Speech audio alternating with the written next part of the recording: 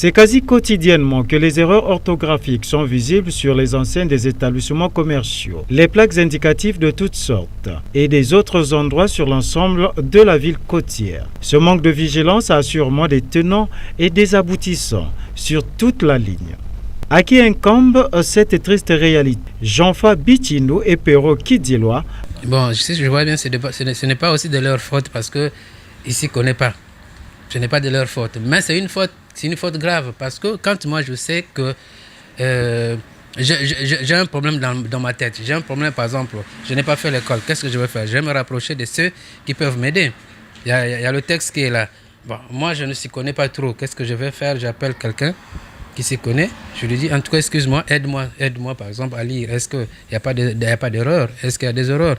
Quand tu penses qu'il y a des erreurs, bon, les gens vont te corriger et puis toi tu feras qu'écrire. Parce qu'écrire c'est facile, tu peux écrire, mais découvrir des erreurs, c'est aussi difficile. Même ayant le don, il faut l'accompagner avec une base scolaire pour devenir un bon sérigraphe décorateur. Les fautes ne viennent pas de nous, de eux non plus.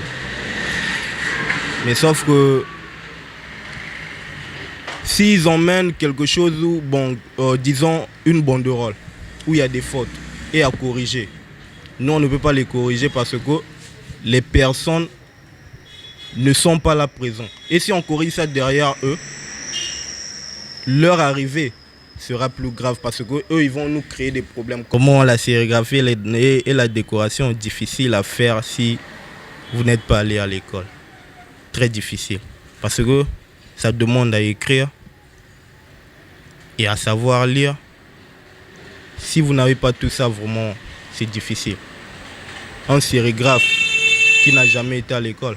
Noble métier artisanal, le sérigraphe décorateur devrait s'entourer de tous les atouts intellectuels afin de faire un travail qui respectera les normes orthographiques.